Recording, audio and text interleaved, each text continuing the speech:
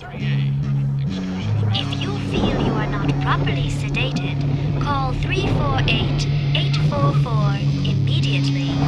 Failure to do so may result in prosecution for criminal drug evasion. If you feel you are not properly sedated, call 348-844 immediately. Failure to do so may result in prosecution for criminal drug evasion. This is the Doom Tomb Podcast, the podcast for all things stoner, doom, and sludge. My name is Chris. I am your host. And today we're not going too far. We're going to stay in Phoenix this time.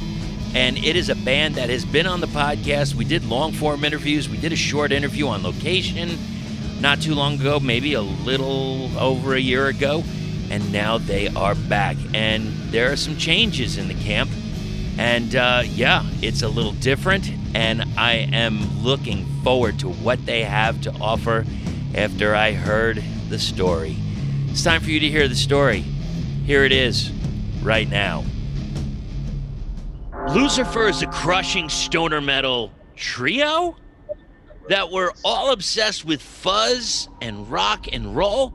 They're based out of Phoenix. The band is known for their punishingly loud and energetic live shows, as well as premier party enthusiasts of the desert. Their newest and latest release is Born Pissed. We're celebrating a year anniversary of that right now. It is full of heavy riffs for heavy rips. Rock and roll party time is all the time.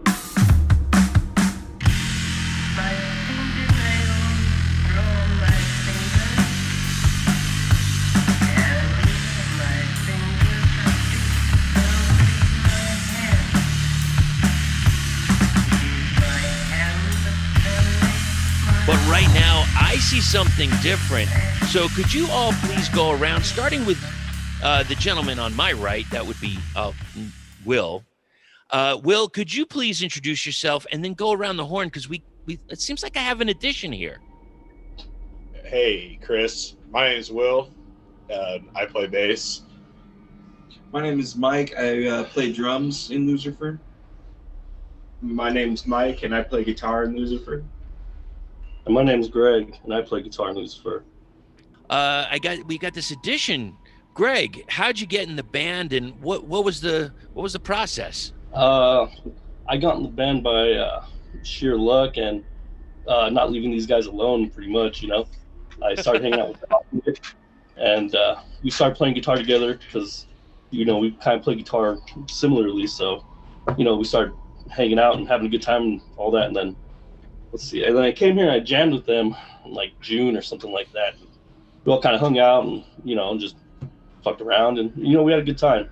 I think I jammed with you guys again, like 2 more times. And then like it started like, hey, we're gonna hang out Tuesday and jam. And then it was kind of like, you know, slowly but surely I was like started coming in more and just playing with them and having fun. And then eventually I got the okay. They hit me in the ass with a paddle. They shotgun a bunch of Coors Light and you know, pretty much jumped me in, you know, for the most part. And then you know, and then I got the okay that I was in the group. We needed someone with a valid driver's license. Damn, fair enough. Greg had a driver's license. Has Greg gone through the proper hazing? Oh yeah, totally. Like you said, we've made him shotgun some beers. He hasn't seen me naked yet. Actually, that's true. Right. He's the only one of the band members so far who hasn't seen chocolates. He's tried to kiss me a few times. Hog. So, Yeah. no. So, but you know, That's okay. plenty of time. It's still burgeoning. It's still starting. So Here's the thing. I don't think that the last time we talked, you know, the record was kind of coming out, and we didn't really get a proper chance to go over the songs. I'd like to go over the songs, and also, if we can, I'd like to talk about what you guys got coming up. Maybe even if you have any new song titles. And I guess one of the other questions is, so with Greg in the band, Chocolate, is this taken away from some of your stuff? Like, are you giving some of the solos to Greg, or how does that work? Yeah, it kind of just makes it easier for me because, you know, it was really getting difficult with like some like especially some of the newer stuff to try to play rhythm and do the leads all in one. But like me and Greg had been jamming for like 6 months together before he was even in the band, and we play really similar, and I'm like, fuck, like it'd be stupid to not put Greg in there. He fucking kills it, and it makes me play better too, just having him around, you know what I mean? Like, right. We've definitely, a lot of the stuff we've been working on and a lot of the stuff we fuck around with, it fucking sounds really good, and I couldn't be more stoked. Yeah. That's awesome. Now, I'm going to put Greg on the spot here. Okay, so I'm going to give you a list. The list is Bat-Ass Jeffrey, Death Star, and Egyptian Sandwich / Riffer Madness. What's your favorite one to play? Probably Riffer Madness, because we do this thing now where Chocolate had the solo, and he was just shred-tastic and just killing it. So now what we've done is we kind of had me come in and do a solo after Chocolate. So it's been a lot. It's been a lot of fun, man. Because now the whole song is just extended and it's just an onslaught of boot in your ass kind of feel, And Right. That's my favorite one to play. We've just added solo to old songs, and just I feel like so much of our new stuff is going to just be solos. It's pretty badass.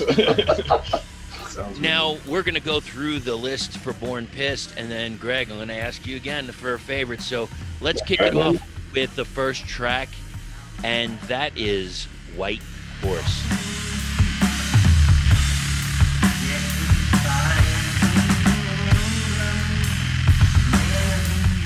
I think that was like the second song we had written for Born Pissed. I think the first is probably Fungal. I think, right? Elvis. Or I guess Elvis is the first, but Elvis is supposed to be on our first album, but the recording got all messed up, so I ended up having to be on the second one. But White Horse is like, we decided to like bookend our album with the same riff.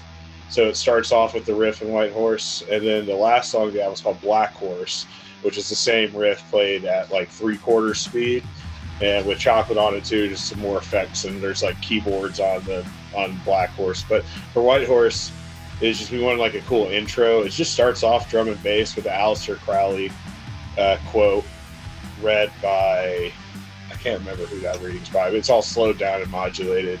That was a fun one. We used to start every show with that one, and it's still fun to start, but yeah, I like playing that one a lot. All right, and any of the other guys, you got anything to add to that for White Horse? The guitar solo is really good. Yeah, I pulled that one out of my ass. I kind of just really winged it on that one. You double tracked it though, right? Yeah, but I just completely winged the double track. No, he nailed it though. It sounds really good. Like, yeah, I like the way it's a big power. But there's not a LOSERFUR song that doesn't have a kick-ass solo, or something that shows the prowess of the Chocolate Mike there. I mean, it's a no-brainer, easily. Let's move on to the next track, To Be Gutted. What can you tell me about this track? You wrote that one, right? Yeah, I wrote the riff for that one. It's just, it was a lot longer, but when we originally had it, it was like, I want to say at least twice as long. It took us about 6 months to figure out how it actually needed to sound. Yeah, and we recorded it our original way, the first couple run-throughs, and Jeff Owens recorded us, our friend, and he kind of gave us advice, or gave me, I can't remember if it was all of us or it was me. It was just like, it is a good riff, but don't want to overkill it. So it's actually kind of a shorter song now compared to some of our other stuff, but that riff's fun. I like the middle of that one a lot too. It gets really heavy in the middle and then smooths right out at the end. It's also the only song that there's any clean bass on too. And no solo. And no solo and Gutted too. Clean bass and no solo. Okay. Now we come to a song that I've heard plenty of times. The Shit That Killed Elvis. What can you tell me about that?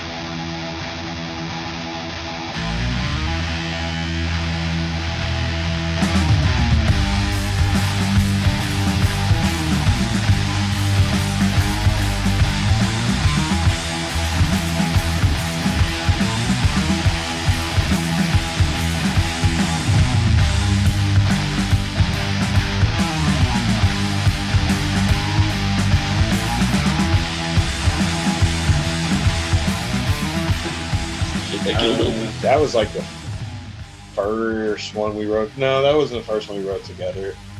That was like, that might have been the first one we wrote together. Like, really? Yeah, it might have been.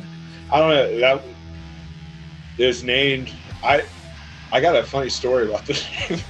I named it, or we named it just standing there in practice one day. It was this weed that I got that was called the shit that killed Elvis. I was like, oh, that's funny.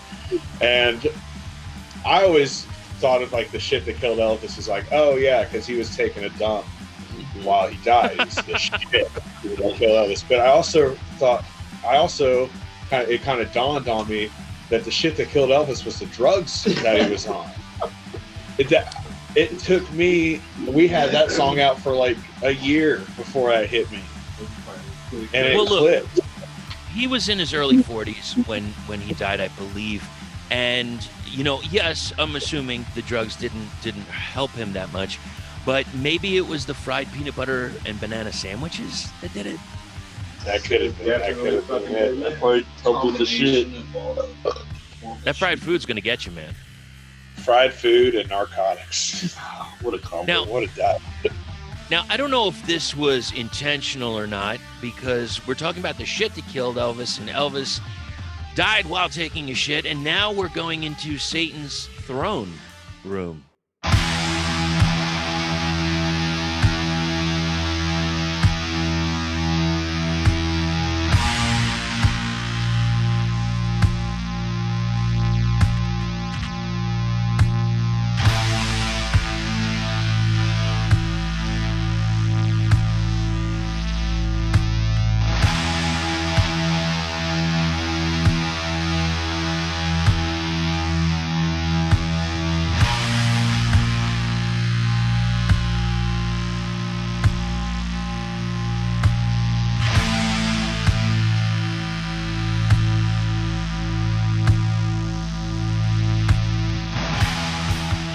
So is Satan on the throne and maybe taking some of the shit, or taking a shit that would have killed Elvis?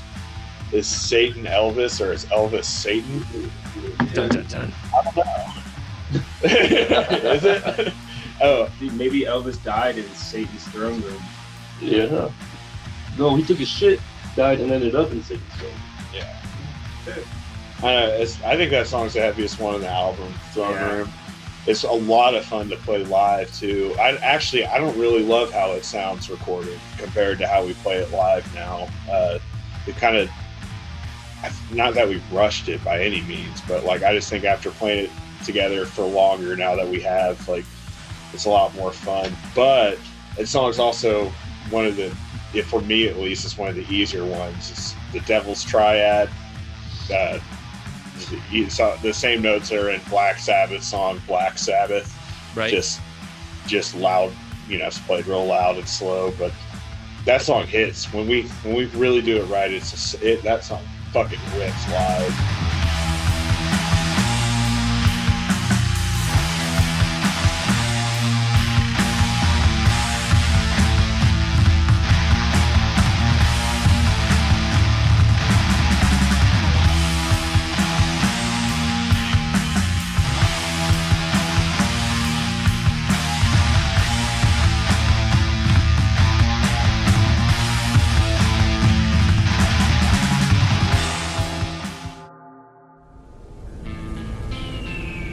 In the past few years, we have heard a lot from a label in the southwestern region of the United States. With bands like Abysm, Book of Worms, Breath, Cortege, Grim Earth, L'Uomo Nero, Nebula Drag, Penitent Man, Fog, Red Mesa, Stone Machine Electric, The Growl Brothers, The Horn God, The Misery Men, and When the Deadbolt Breaks. Also, compilations like Women of Doom, and the split between Lord Buffalo and Pale Horse Pale Rider. And now they have two new artists on the roster, Benny Benededli and Spliff Ripper. We have Desert Records, the label that focuses on desert, heavy psych, doom, experimental, and stoner rock. With over 15 releases lined up, this DIY label will be introducing the world to new bands and new material from classic desert rock bands. And now, Desert Records has a tiered subscription service. In the subscription, you will receive all of the past releases digitally. You will also receive all of the new material as it is released, and you will also have access to subscriber-only messages and 20% off of merchandise. All of that for just $36 a year. They also have a CD tier available where you get all of that, plus 3 CDs at sign-up. And hey, all you vinyl fanatics out there, they didn't forget about you. For the LP tier, you will get all of the digital releases and an LP at sign-up for just $60 a year. So it's obvious, it's time to enter the desert.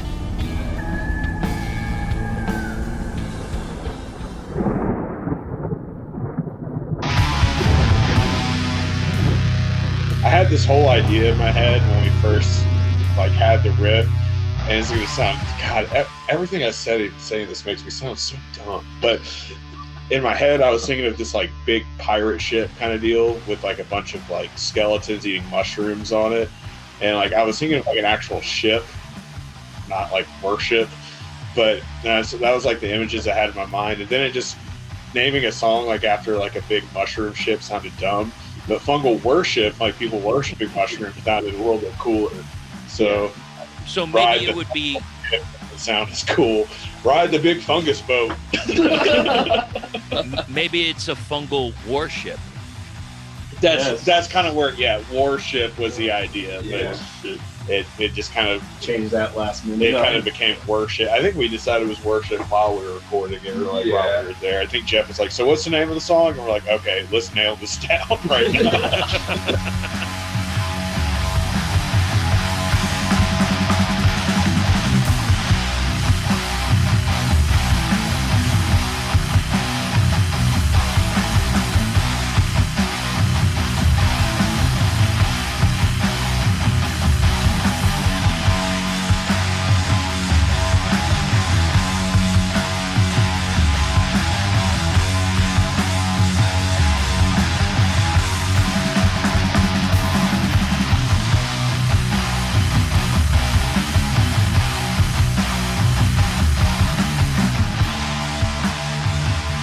Okay, now we're going to a title which, hey, pretty basic here. Fuck y'all. Fuck up, fucked over, and fuck them.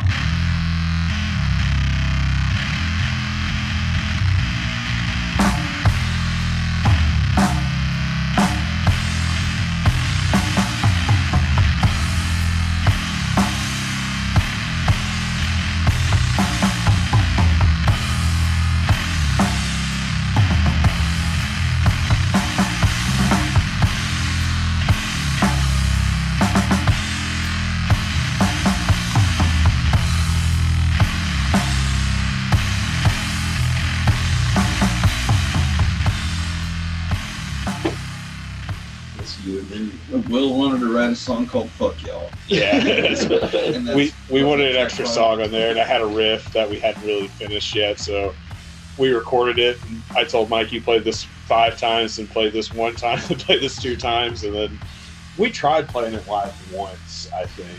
No. Did we not? I think we talked about it. Where you guys did. I thought we did too. That Chopper John. Yeah, but no, I just wanted a song down called "Fuck Y'all" because that's kind of funny. Fair enough. And, we already talked about Black Horse, but is there anything else you wanted to add about it? It was fucking fun as hell to play.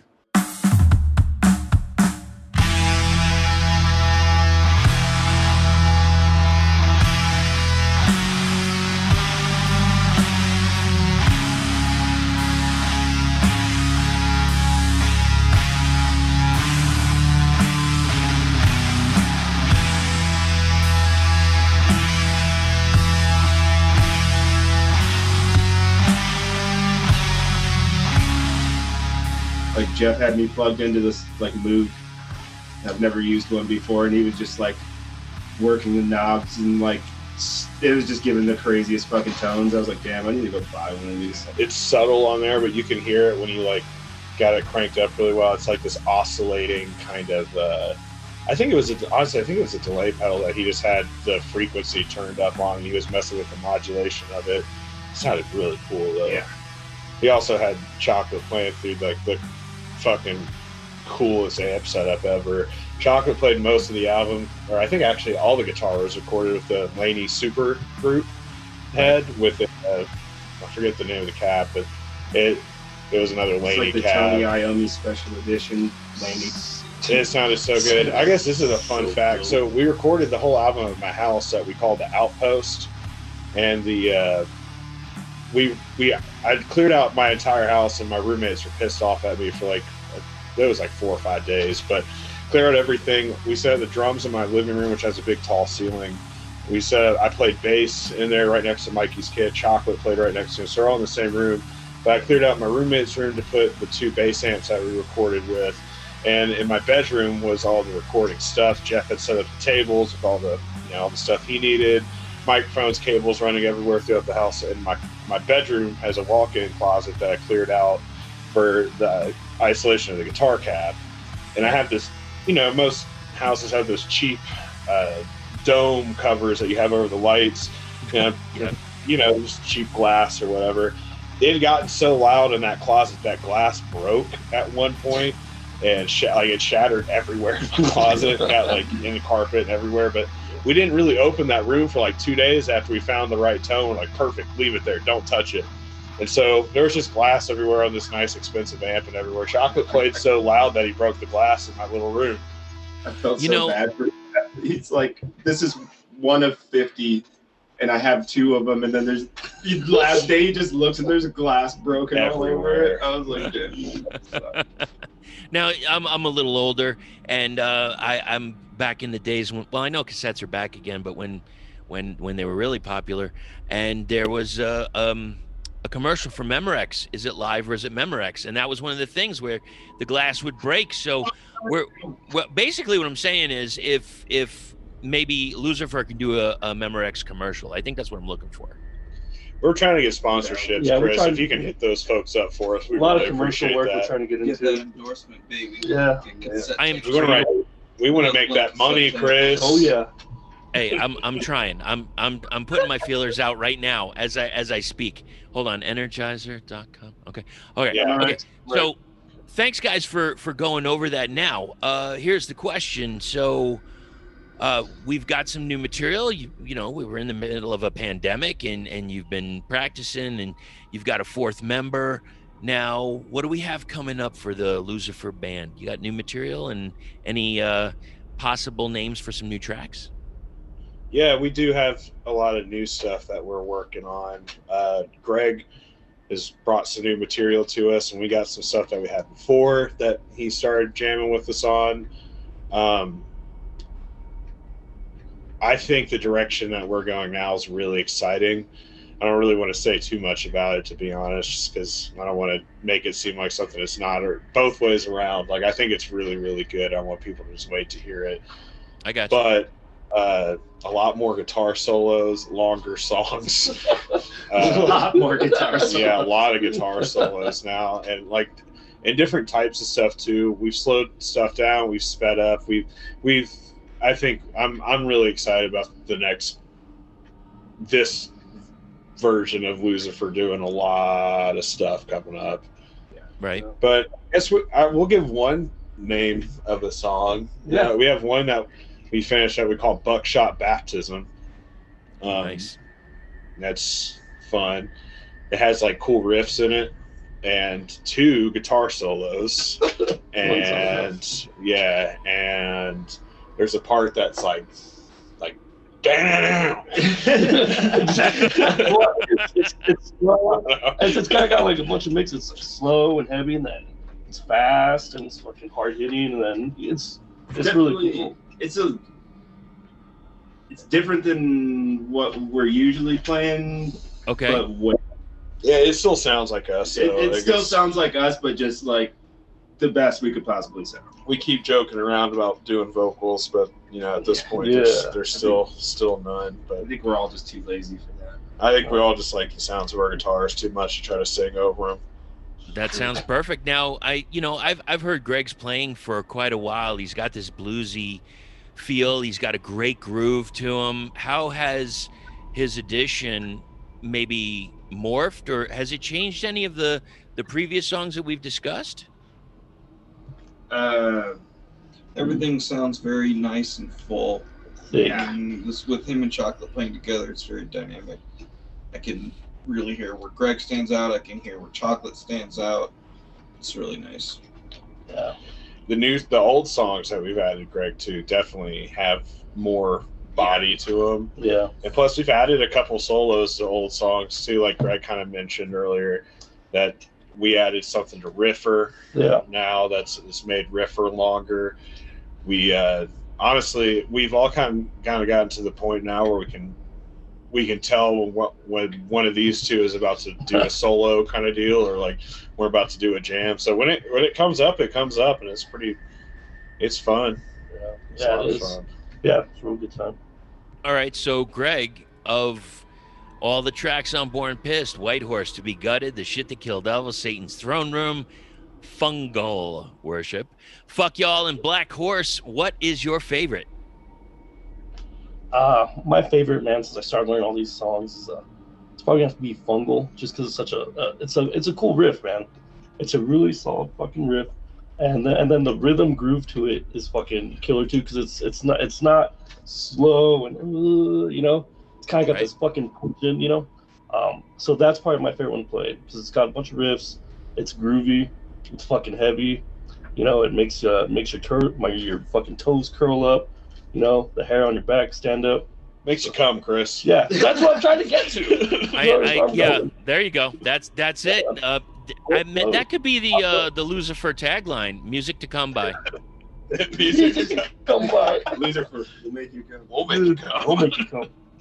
Everyone's coming. Big dirty I could just picture when you guys go out, when everything's clear again, and you go out and you go beyond Arizona, you go to the West Coast, you go to the East Coast, and that's it. LOSERFUR coming, CUMM, to a theater near you, or to a stage near you. Yeah, definitely. Gotta make my folks proud. I think it's future we all envision. If you could just have like maybe something spurting out of the L in the logo, that would be choice. Ooh, that's a good idea. That's a great idea. Maybe make the O a butthole. Oh, that's a good idea. Yeah. That could work. And I'm gonna say, look, I'm not trying to be rude. I'm not trying to be grossed out. But like for the L, the thing that could be spurting out would be little tiny mushrooms. Oh, that'd be cute. Yeah. We like Aw. that. Cool. That was the hallmark moment for the podcast. Thank you so much. Guys, I really appreciate you, man. I miss the hell out of seeing you guys. No shit. It's like this is the best thing I've had. Like I saw you guys do the Instagram thing. That was killer. I hope that more people do stuff like that. I can't wait for everybody just to get together and hang. And I just want to say thank you for everything that you've done for the scene. And I look forward to seeing you all again very, very soon. All the same to you, Oh, yeah, Chris. Chris. Appreciate you. Thank You're you. the best, man. Everybody raise their hands. Raise your hands. They'll sing. That's what we do. This is what we do. This is our thing now. Take care, guys. Thanks, Later, Chris. Thank you to all of the gentlemen in the band LOSERFUR. Really looking forward to seeing what the different dynamic is going to be from 3-piece to 4-piece, playing live and playing that new material. I know we got a little bit of more time to go. And you know what? Gosh, I got to say, it brings me back to last year around this time. We were gearing up for Planet Mammoth, and yeah, we were supposed to have it this year. Supposed to be right around this time. And we set up some dates for next year, and we're really hopeful. So, we can only hope for the best, right? All of the links here are going to be in the show notes, whether it's for the Doom Tomb podcast, or the guy that does all things sound, that is Ian from No Masters Audio, or LOSERFUR, or Blynd Submyshynnz, Stoner Witch Sessions, the Fuzzy Underground, and the Jamspace podcast. Links are all there. It'll send you right over to Spotify, and the links are also available for craniumradio.com. Thank you so much, everyone, for listening, and we will talk to you again soon. Until that next time, meantime and in between time, support your bands, reach out to your friends, and don't forget to stay heavy. Oh, and if you get the chance, go say hi to Jack in Interstellar Smoke Records, and if you got some extra money, buy some of his killer vinyl. I know he is on the mend, and just send him a message. Tell him you're thinking about him. All right, I'm done. I swear. I'm out. Later.